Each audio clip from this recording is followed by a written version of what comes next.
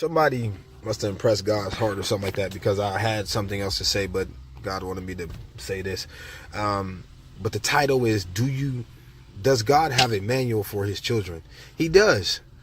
Title, hashtag lights, camera, action. So let's get into the word. Proverbs 22:6. Train up a child in the way he should go, and when he is old, he will not depart from it. Isaiah 55:8. For my thoughts are not your thoughts, nor are your ways my ways, says the Lord. Verse 9. For as the heavens are higher than the earth, so are my ways higher than your ways, and my thoughts are higher than your thoughts. So what that's saying is that God is going to do things that we wouldn't normally do, that just might not make no sense, but they make sense to God.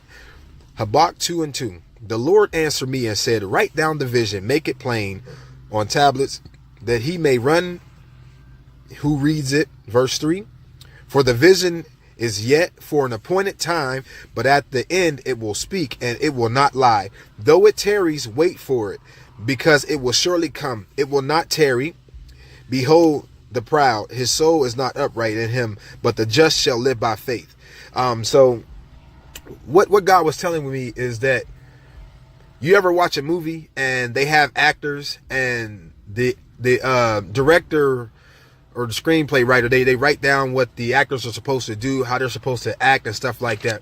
And so when they mess up on mistakes and stuff like that, we don't get to see that part, really. Sometimes you get to see bloopers or something like that, but majority of the time we don't get to see it.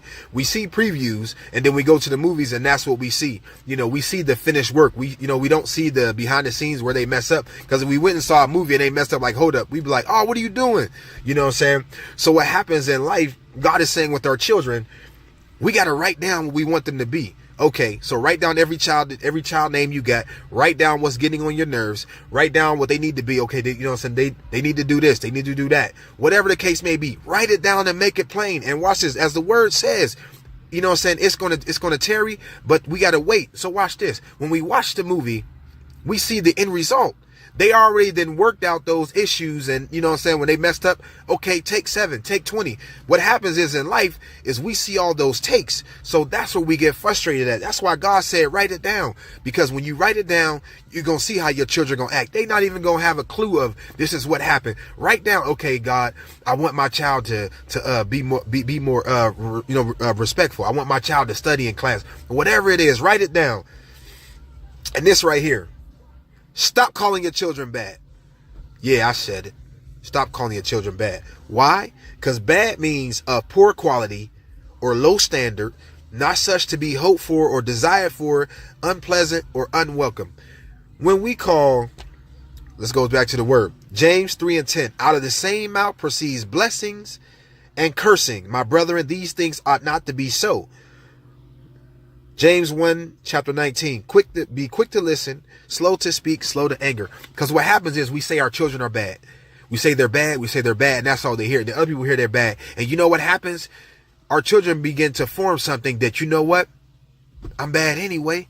Nah, and bad does not mean good. You know what I'm saying? So you asking me, what should I say? Okay, say my child is being disobedient, or my child is acting up. Because if you say your child is bad, you have classified it. What do you expect God to do if you already classified your child as being bad? Again, God is going to give us what we ask for and what we say. So you said your child is bad, your child is going to be bad. So we got to take that back. And one more thing.